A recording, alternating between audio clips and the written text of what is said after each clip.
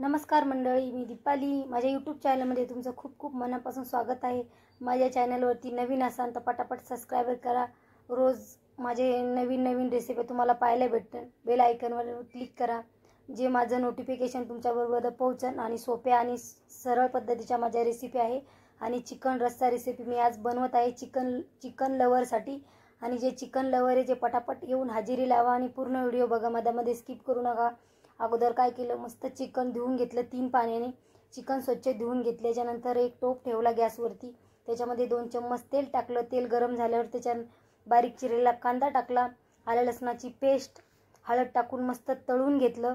आणि तळल्याच्यानंतर जे आपण चिकन स्वच्छ धुतलं ते त्याच्यामध्ये ॲड करायचे.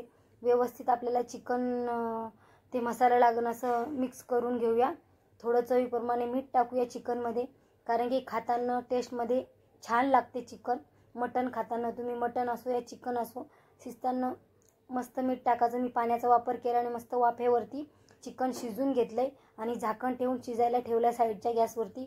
आता गॅसवरती तवा ठेवलाय. तव्यावरती 2 मोठे कांदे कट करून घेतले आणि मस्त तेलामध्ये आपल्याला परतून घ्यायचे.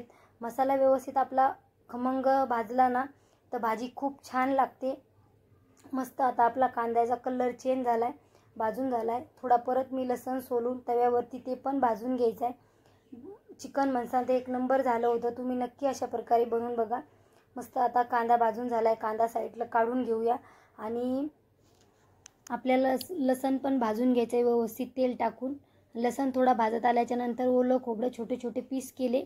ओलं खोबरं पण आपल्याला व्यवस्थित भाजून घ्यायचं आहे. थोडं तेल टाकलं मी आणि मस्त तळून घेतलंय. तळलं होतं मस्त व्यवस्थित, म्हणून भाजीला टेस्ट खूप छान आली होती. थोडं तळत आल्याच्यानंतर मग काय केलं, थोडे धने टाकले. ते पण आपल्याला व्यवस्थित भाजून घ्यायचे. बघू शकता आता आपल्या जे खोबरं टाकलं त्याचा कलर पूर्ण चेंज झाला आहे. आता ते पण आपण काढून घेऊया. आणि तुम्हाला हवा असेल तर तुम्ही डाळ यूज करू शकता. मी थोडी चण्याची डाळ, म्हणजे चव छान येण्यासाठी मी थोडी चण्याची डाळ वापरलेली आहे, जास्त नाही वापरलेली. तुम्हाला जर भाजी जास्त बनवायची असेल तर तुम्ही जास्त मुगाची डाळ म्हणा या चण्याची डाळ म्हणा ती यूज करू शकता. मी फक्त टेस्टसाठी थोडीच वापरली, जास्त नाही वापरली.